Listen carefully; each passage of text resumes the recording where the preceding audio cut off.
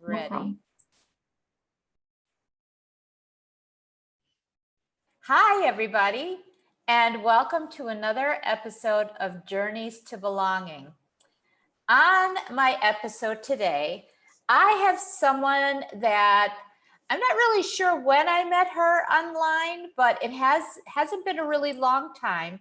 But what impressed me about her is her love for math, her love for having others love math, and just really excited to have Alice Aspinall on my podcast today. And learn more about what she's doing.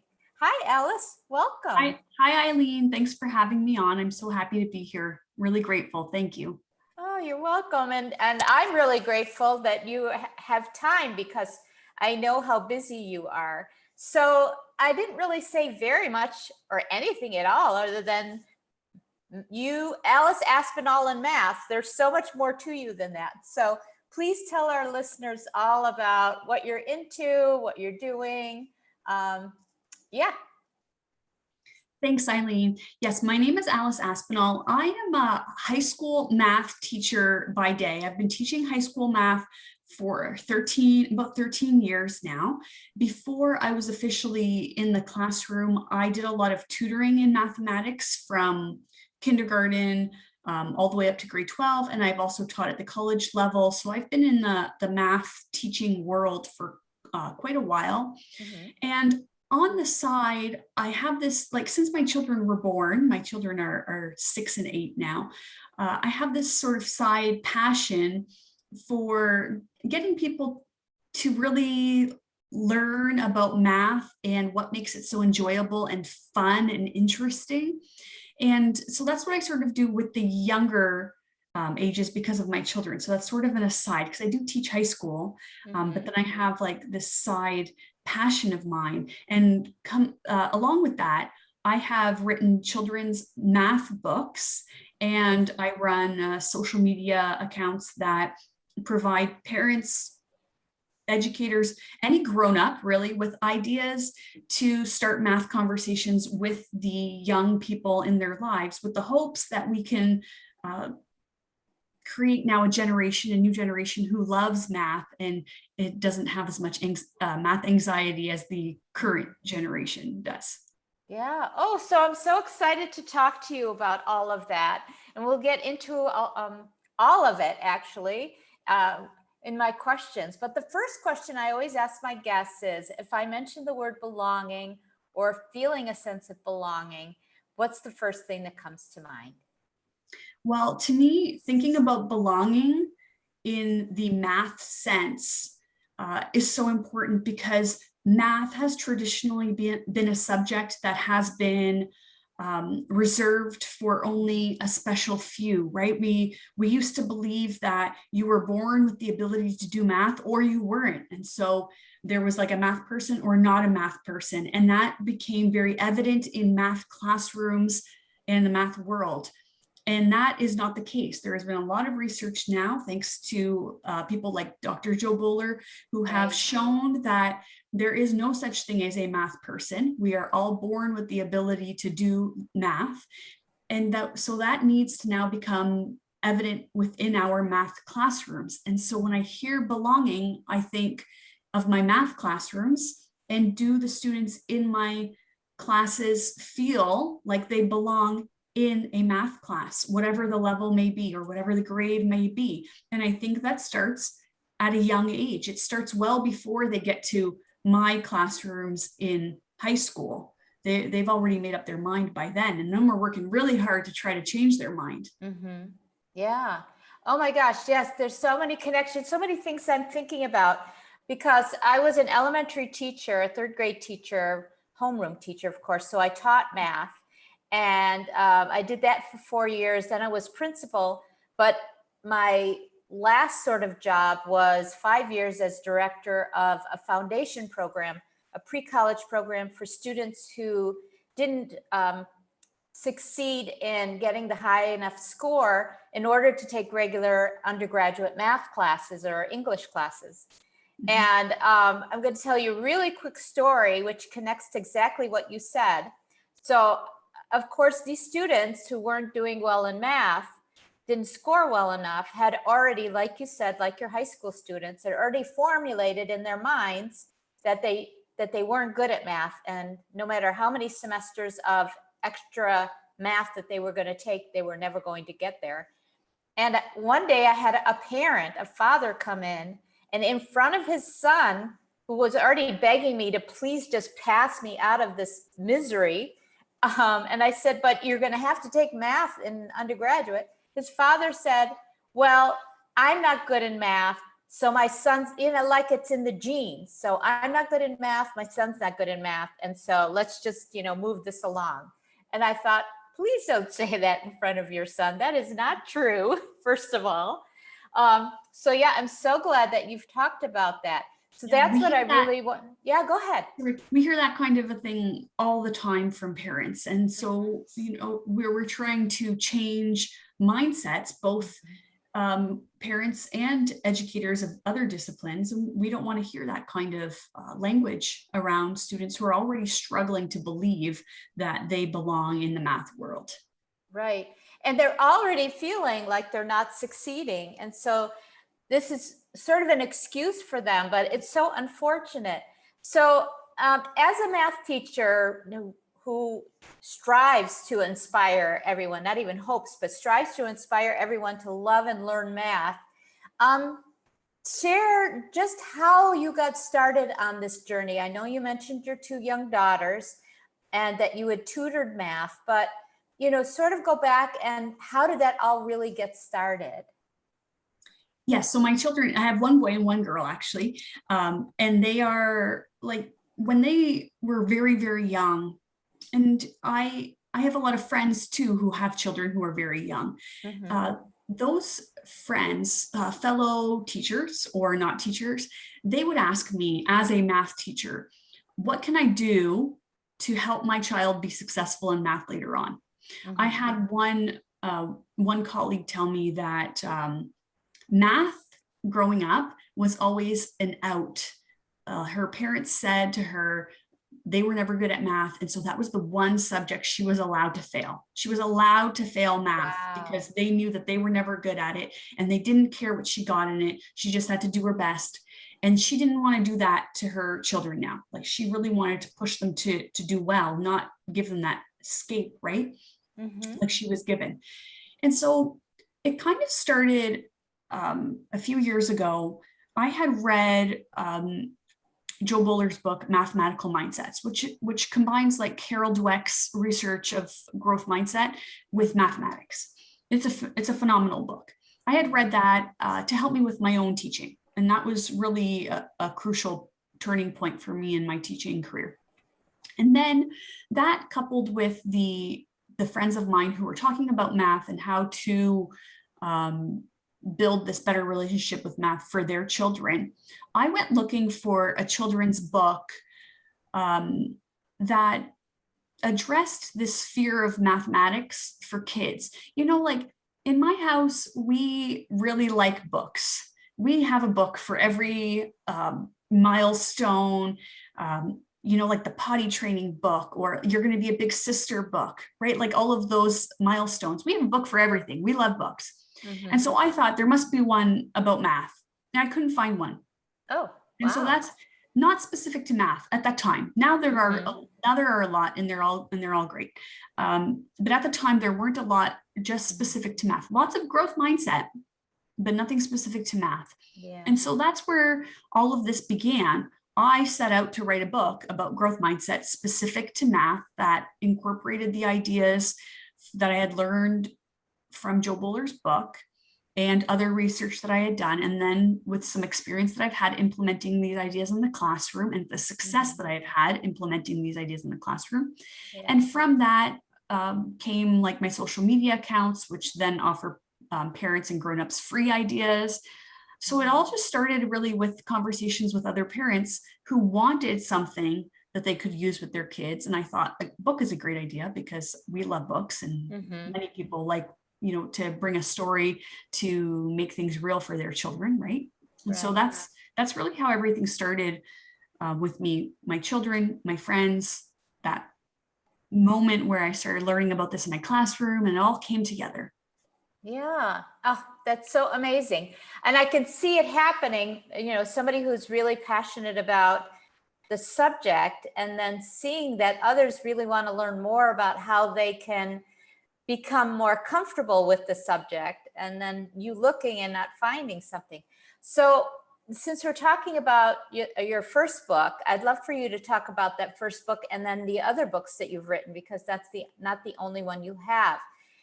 The approach that you took is, I'm asking you, is the approach that you took for the parent to sit down with the child and have a discussion with them? What was in your mind when you wrote that first book? Has that stayed the same with the other books, or has that changed? So the first book that I wrote and that I initially talked about here is called Everyone Can Learn Math. And it's a children's fiction story about a girl who thinks she is not made out to learn math. She can't do math. She gives up. Her mom is trying to help her.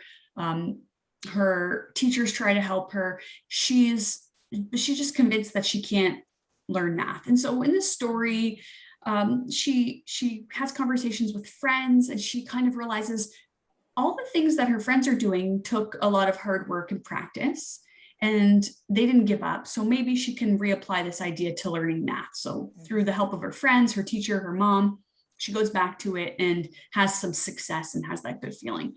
The story, the intention is to read it with your child, not the child to read it alone, so that a conversation can come from it.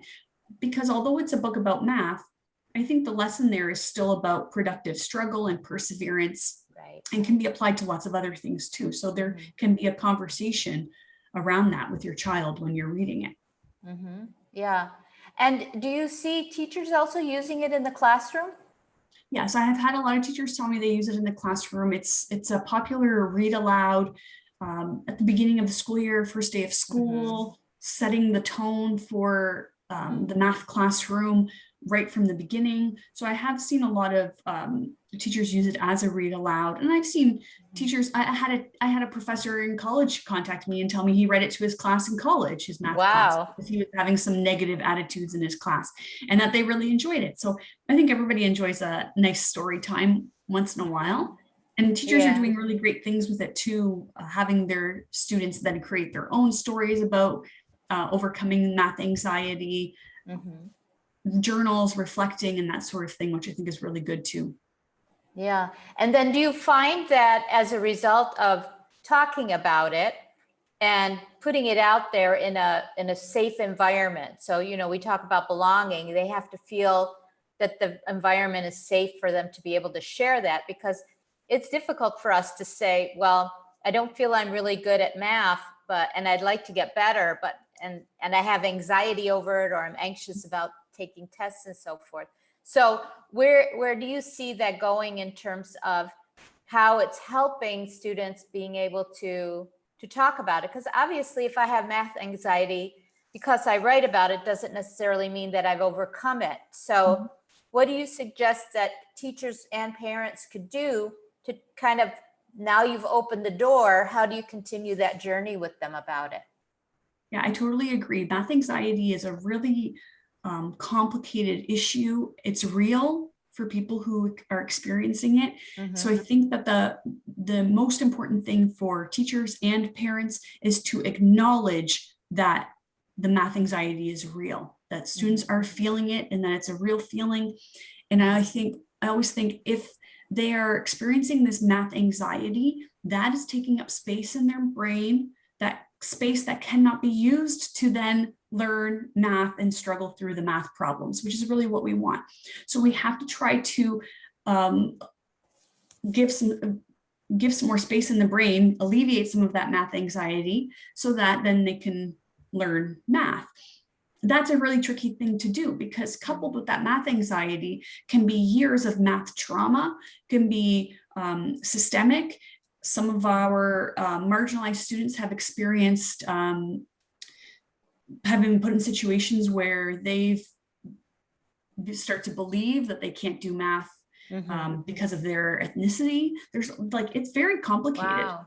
Yeah. So we need to be very careful, but I think it's important Mhm. to acknowledge that they have that math anxiety and that it is real. Then we can start to uncover how can we get past it. Mhm. But if a parent just dismisses it or a teacher dismisses it, that's not going to help them deal with the feelings that they're having, right? Acknowledge the Right. feelings and how can we get through them. Yeah, and that allows them to open up about those feelings when they come up again. Whereas if they're shut down or they think it's an easy fix because I talked about it and now I'm over it, they're not necessarily going to go back to it.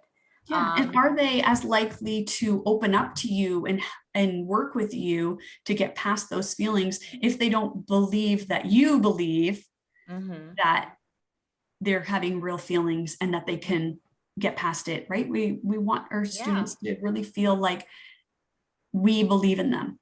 We always say yeah. we believe in them, but we Mhm. want them to really feel like we believe in them. Yeah. And they're big feelings too, especially math anxiety. But it's not just math anxiety. It's this, sometimes it's just the attitude that I did poorly in a grade level of math, or I never really acquired certain basic skills. Mhm. And so those basic skills, we know how math builds up from the time students are in kindergarten with learning patterning to addition and subtraction, division and multiplication, fractions, and all of that. It all builds on each other. So if at any point, that's why I love the fact that you start early. If at any point I've missed something and there's a gap, even though I might not have math anxiety, I've already, have it in my mind that I'm not able to do math. And so Yes. are Yeah. there any practices that we do in, I'm thinking of one particular, so I'm gonna ask you, and maybe there isn't anything specific that we're doing in the math class, but you did mention the systemic type of uh, problems that we might have with teaching math or learning math. So is the timed multiplication test, or the timed uh, addition, you have 1 minute, see how many you can answer, which was supposed to encourage us to be faster at processing these problems, to become more automatic about it. But I read a number of years ago that this really works the opposite way. Maybe not for every student. What's your feeling about that? Are there any other practices that we in the classroom should be more aware of, more vocal about, using, not using? What would you recommend? Yeah, the timed multiplication tests have really gotten a bad reputation in the last few years for being the cause of a lot of math stress for students because they're timed and they value speed. And when we're learning math, it takes some people longer than others, just like anything else that we're learning. Takes some people longer than others to learn things and get better at things. And so speed is probably not something that we want to um, recognize and praise. So those time tests are really not good for creating math anxious students. That definitely has been proven. I think the idea is to motivate students to memorize those math facts with the intention that like the math facts later on will help them be better math students. But there are a lot of other ways to build fluency in those math facts that don't have to rely on strict memorization, right? Playing games and just being in situations where those facts come up over and over again, and that repetition happens in a more natural way, can build the fluency and sort of that memorization happens naturally rather than just sitting down and memorizing those math facts. So there definitely is a big push to get away from those. We used to call them mad minutes. I don't know if they're Yes. called mad minutes when I was in school. Like, I don't know if that's a Yes. Canadian thing or not, but Yeah. there's definitely a push to sort of go away from that mad minute, or like we used to play a lot of the around the world flashcard game. I don't know if that is what everyone else calls them too, where Yes. the flashcards and the two people are competing against each other. Whoever says the answer fast, quicker moves on, and then you go through each Right. person in the class. All of these things, the intention is to help you build your fluency. But I think now all memories of those games just brought back all of those bad feelings that we associate with math, because they made us feel bad rather than encouraging you to learn them and do better. They just made you feel bad at it.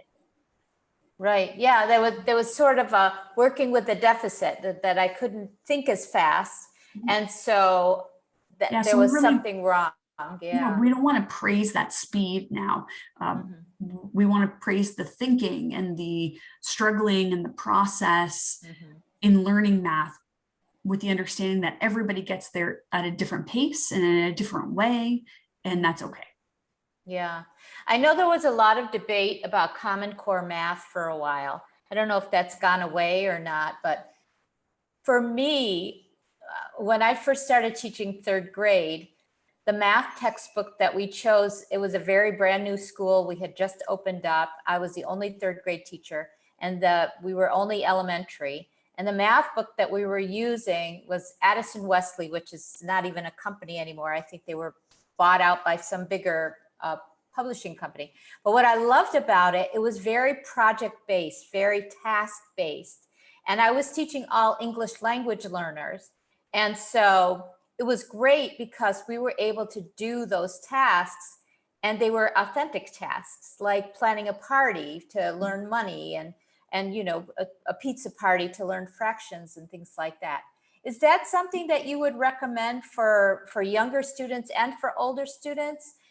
Is not necessarily, but just project-based, but task-based and authentic, so that students realize that math is all around them? Because I think sometimes they think they're just learning math in the classroom because they have to learn it.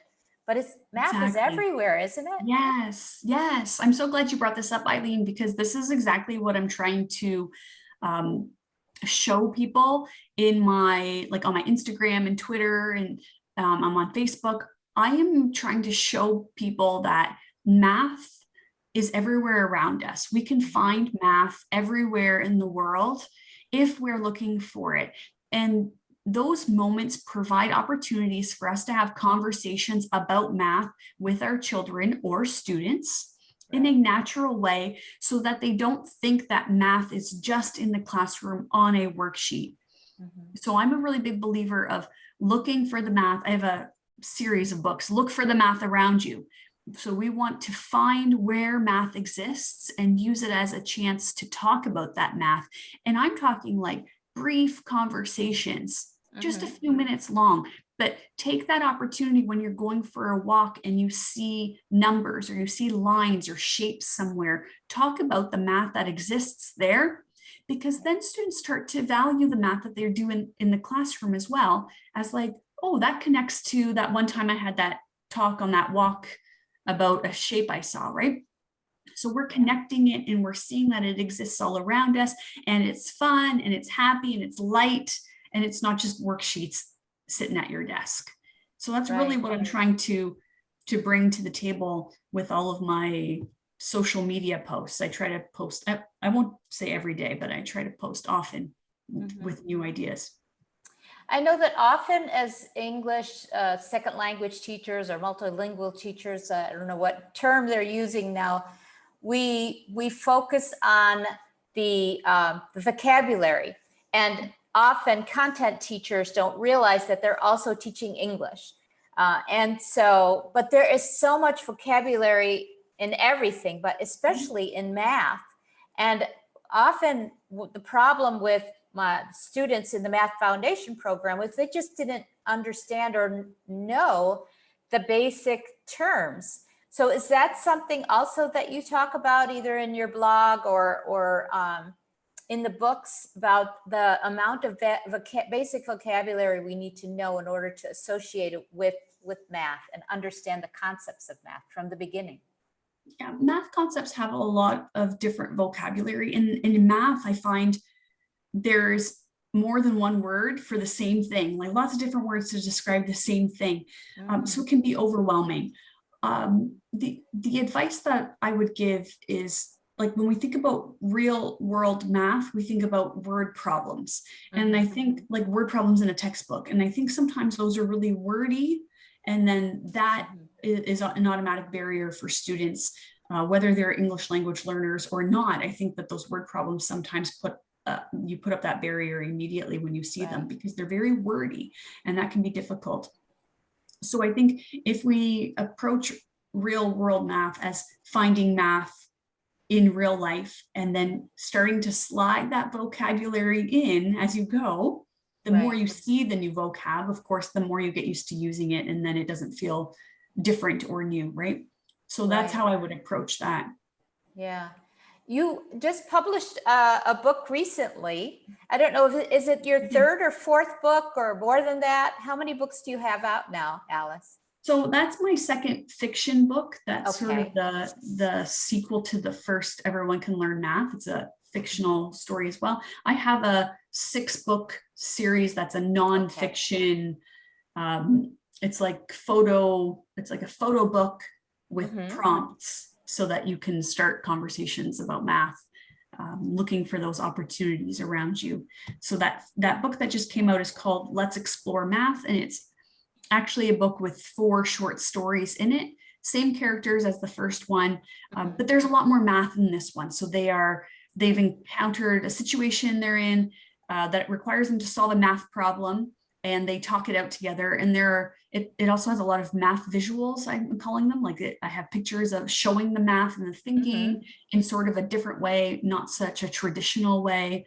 And so there are 4 different topics: multiplication, division, fractions, and money being dealt with in that book. That book really covers a lot, and there's a guide for parents and educators in there as well, with extension questions before reading, during reading, after reading. There's so much in that book. I'm really proud of it. Yeah, I can see how your thought process has developed over time, and how that has influenced the kinds of things that you're encouraging others to do and then putting in your books. So, I had mentioned Common Core, and the big complaint about Common Core math was the fact that they want students need to just add. Why can't they just add or just divide? And I was always coming from, but what they're trying to show, at least what I understood, was they're trying to show is there are different approaches to math. And if we don't understand there are different approaches, then I'm assuming, because I never really took the higher level of math, that it affects them later on. So how do you view that? And in terms of the book that you just published, is that also in there, that there are different ways to get at the same answer? That's what I'm trying to say, and we don't have to answer it in the same way. There isn't just one way to answer a problem. Right. And isn't it wonderful that we can all think of a problem and have a different process and all get to a similar answer? I think that's a wonderful thing. And isn't it great to empower our children with the idea that you can take different paths in solving a problem, and that doesn't make you wrong? And that's what I love about the idea of different approaches in solving math problems. And Common Core is not really a term we use in Canada, but I'm familiar with what you're talking about with that approach, where I was taught in school, and I would assume you were similar. We were taught math in a very algorithm-based approach, right? When we learned how to add 2-digit numbers, we were taught the algorithm, vertical algorithm. And these are the steps, and this is how you do it. Now go and do it. And then for division, like we were taught long division, go and do it. These are the steps, and now you can do it. And so I guess now in elementary school, I think they're doing a great job of showing students that there are a lot of different ways to solve these problems, and you don't have to rush immediately to a vertical algorithm on paper. That you can think it through in different ways. And what I love about it is seeing how even my own children, my daughter's in grade 3, they can do mental math in ways that I was never taught how to do. I did an honors math degree, and I could not do mental math in the way that, like, I used to have, I have had international students come into my classroom from other countries, and they could do mental math. Like, I couldn't believe how they could do mental math way better, like faster than I could. And so now I've learned a lot of approaches over the years since I've graduated. I've taught myself and learned a lot of approaches for mental math. But to see that our kids now are being taught these approaches, they can add larger numbers in their heads. They can multiply in their heads by breaking numbers down and then putting them back together. That to me is a beautiful thing. Why don't we want our children to be able to do that? Right. I feel like that is a gift. And so if they learn all these other approaches and then they get taught the algorithm, the vertical algorithm for adding or multiplying or whatever, then in my eyes, they have all these different strategies in their toolbox, Right. and they'll use the one that's appropriate for them in any given situation. And I don't think there's anything wrong with that. I don't think we need to only learn the algorithm, because that we're memorizing a process without really understanding why we're doing it. I'm not saying it's not a good process. It definitely has value. But if we learn these other approaches first, then we can understand why that algorithm works. And I think that's really good for students, and it's going to help them with higher level math too. Yeah. And are you seeing that in your high school students, or do you see that in your high school students that they've learned in this very linear way or algorithmic way, and that hampers them to be able to understand or be able to approach a higher, the functions and things like that, calculus, pre-calculus, and some of the other types of math, even algebra, I would think? Yeah, I think that learning different strategies for understanding how number sense works is going to benefit them in their higher level functions, calculus, whatever classes, always, because then there's an understanding of how numbers work, whether we're talking about whole numbers or fractions. Like fractions is always a big one. I think that when the understanding is there, that is always going to benefit them in solving larger problems, even just if it's just for estimating, to know if your answer makes sense or not. Yeah, it's true. And it's, you were saying at the very beginning, it's very difficult to get a high school student and try to have them unlearn what they learned. And then, sort of, because what you end up finding is that they have misconceptions coming into the math classroom based on what they learned earlier. And that's not to say that the teachers weren't good or the curriculum wasn't good, but we need to really move away from this one size fits all, because we all have different ways of thinking. And we're also hearing from businesses, from corporations, from entrepreneurs, that if we really want to have the kinds of businesses and the creativity, cognitive thinking levels in the future to move this planet forward, we need to have that kind of free thinking. And if we fix ourselves on the algorithmic kind of thinking, that really kind of pigeonholes us. So have you seen that? And what are the approaches that you take in your high school classroom when you have students who are having difficulty with math? What do you first do with them? Yeah, so in my math classes, on the very first day, our approach is to create a culture for our class for the semester, or whatever it may be, if you're not semestered for the year, that shows students this is how we're going to learn in our classroom.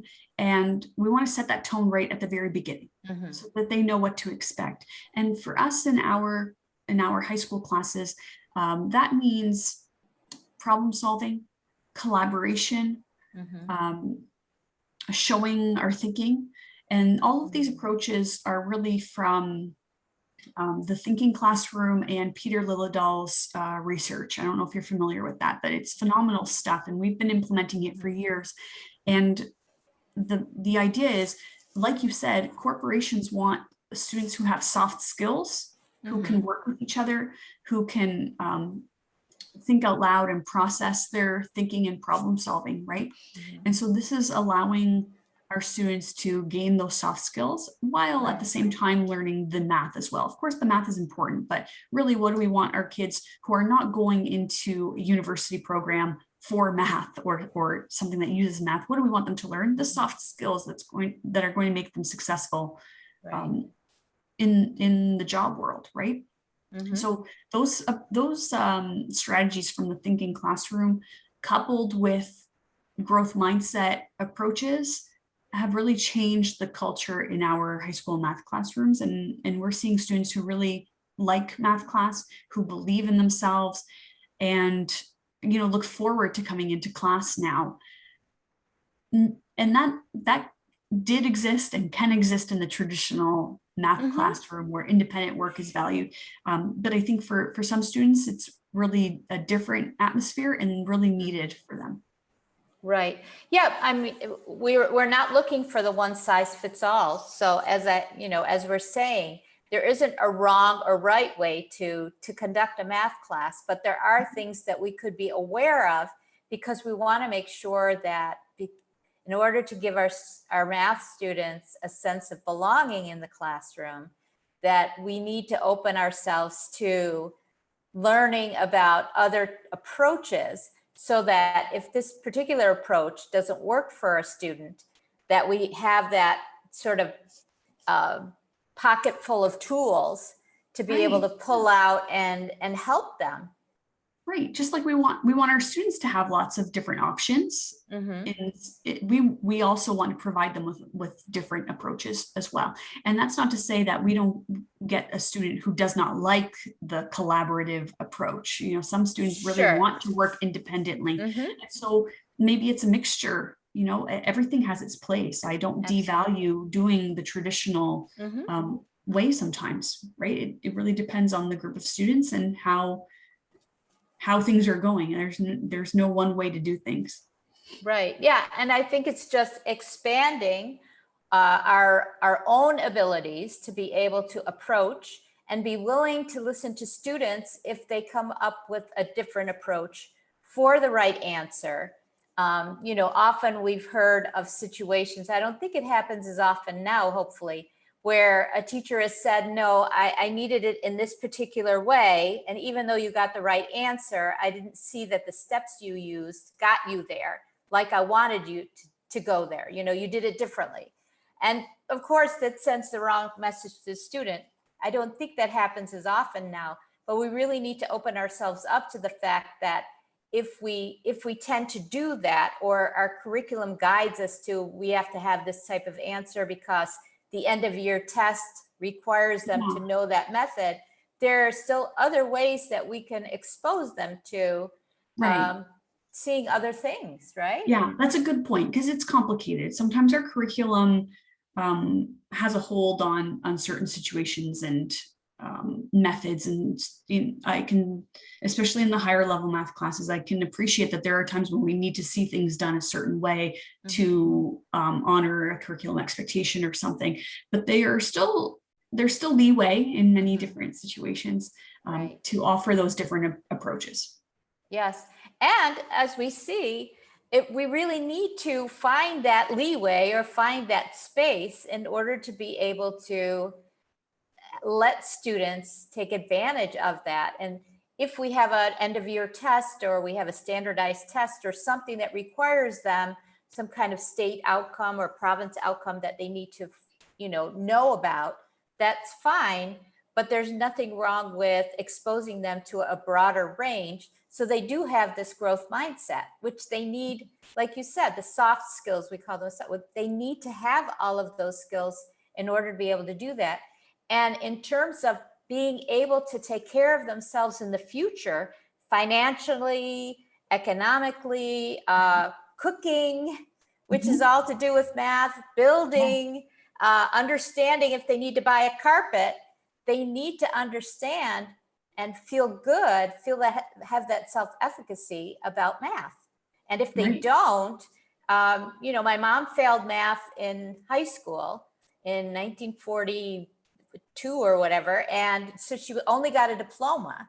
And she had this sort of on her forehead, the sticker on her forehead, that she was a failure at math all her life. And after my father passed away in 2009, she had to take over all the accounts that he used to take care of and her finances and stuff. And she found out that she's actually pretty savvy at math. So even in her 80s, she figured out that she she wasn't bad at math. She just never had the opportunity to be able to learn it in the way that she understood it. And it was a Yes. hands-on approach that she needed to be able to see it, experience it, and learning it from a teacher at that time, that was the only way to learn it. She just didn't really understand it. Yeah, and that brings up another really good point. Sometimes it's not clicking for us in high school, but we go back at it as adults, and then things click and we can now learn things that we weren't able to learn before. And sometimes that's maturity or a different approach or just a change in views because you're older, right? I have a lot of adults telling me that they're relearning high school math just for fun, because now they think it's fun, like interesting, and like a puzzle. Like math is very much like a puzzle. And it sure is. I loved math for that reason. Yeah. And so they're relearning it now. Why? Just because they want to. They want to prove to themselves that they can. They don't think they could. They didn't in high school, but now they want to show that they can. And so often, like sometimes it just takes us going back to something that we had trouble with going back a week later. Sometimes it's years later, but isn't it great to see that now in your adult life, you can go back and relearn math. And that is a great strategy that I tell parents sometimes when parents say, oh, I don't like that stuff. I didn't learn how to do that. No, thanks. Instead, I never learned that. Can we learn it together? Let's learn it together now. Like it's a great way to reframe your thinking. No, you didn't do it in high school, but can you learn it now with the help of your child while they're learning it? Of course you can. Right. Yeah, we learn all kinds of technology from them. Why not the math, and they're actually so related. I was going to ask you if you have any particular stories where parents have read your book books to their children and have realized that, oh, I'm learning also. I'm appreciating math now in a different way. Yes. Parents can most definitely reframe their vocabulary and their thinking around children. Just because you didn't do it or you couldn't do it when you were younger does not mean that has to be the same for your child now. Right. And I always use this example of, like this analogy, raising a daughter. We are told to be very careful about our body image, what we say about our bodies around, especially daughters, right?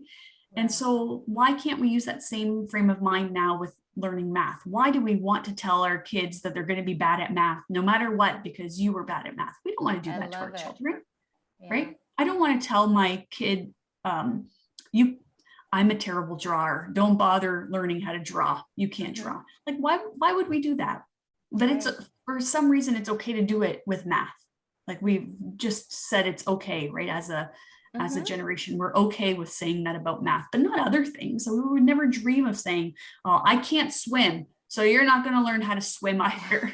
Like we would never do this, right? I know. I love those examples. That's so perfect, Alice. Oh, gosh, I'm so enjoying this conversation. Is there anything else that you wanted to talk about, or any other advice that you'd like to give our listeners about what you're doing or about math in general, the things that you've been talking about this whole time, which I love? Thank you, Eileen. Thank you. I would just say, be very mindful of the things that we say around our children and around our students. Even as a different subject teacher, if you teach English, you don't want to tell the class how much you hate math when they come in talking about math, right? We want to be very cognizant of the words that we're using around math and how that's influencing what our children, our students, how they feel about math as well, because they listen and they pick up on everything that we say. So I've had a lot of success with just offering other suggestions to people on how to reframe phrases and wording around learning math. I have some examples on my website of they're like posters or PDFs that you can print. Parents really like them. Educators like them. Instead of saying this, try saying this. Just to reframe our vocabulary. I'm a really big believer in the words that we use being very powerful, and they hold meaning, and we don't just want to use them without acknowledging how they're going to affect the little minds around us. So I would leave you with Right. that. My website is everyonecanlearnmath.com, and those free resources are there. All of my social media, Instagram, Twitter, Facebook is all linked on there as well. If you want to follow me, because I do offer a lot of photos and questions and prompts that could go along with those photos and those real life scenarios where you can start talking about math with your kids. Yeah. Oh, that's wonderful. And what I like about what you're doing, and we started by talking about belonging from the very beginning and how passionate you are about making sure that students feel a sense of belonging in their math classroom, is that we do need to watch what we say wherever they are, whether it's home or in school, for whatever subject area they are in, because words matter. And it really, if we want to make sure that students feel that sense of belonging in general, not just in their math class, but in general, we need to honor those feelings, like you said at the very beginning, and then take them from where they are and move them forward. And sometimes the parents need to feel that sense of belonging with the idea about math, with that they feel better about themselves, growing and learning. And wouldn't it be a great experience to be able to do that with your child? That's awesome. I agree. Right. And I think that as parents, we do this in other areas. And I just think that math has gotten a bad rap over the years, right? We all use it as the excuse, but I think we do this as parents, don't we? Like, my daughter's really into drawing. She's learning to draw. Will you sit down and draw with me, Mom? Yes. She shows me what she's learned. I show her what I know. We do this with our kids, right? We teach them. There are teachable moments all the time. So can we have those teachable moments around math learning instead? Can they, or not instead, in addition to, I should say. Yeah. Right when you're out in the yard and you're playing on the swings, can you talk about the angle that the swings are making with the swing set? Can we just naturally build in these moments with our children so that they're kind of like, oh yeah, that's math, and tell them we're doing math, because I think also we want to be explicit always. That, we don't want to hide it from them. We want them to know, hey, we're talking about math right now. Did you know that? Right. Yeah. And, before you had your books out, there was one book I used to read to my third grade class every year, and it's called Math's Curse. I'm sure I won't say his last name correctly, but it's John Cheshka. It's hilarious. I don't know if you've ever read it, but this poor little boy is walking around and he doesn't like math. And everywhere he goes, he's presented with math. And so it's a really funny story, but I'm really excited about your books, and all of them will be linked in the show notes, along with your website and the connections to all of your social media platforms, your personal ones, and also for math, that are math related for parents and teachers. Alice, this was fantastic. I've so enjoyed learning about all that you're doing, and I applaud you for it. And I hope that our listeners will take a look at the books that you've written, because I think they're really important to share with our children. Thank you, Eileen. This has been a great conversation. I really appreciate it.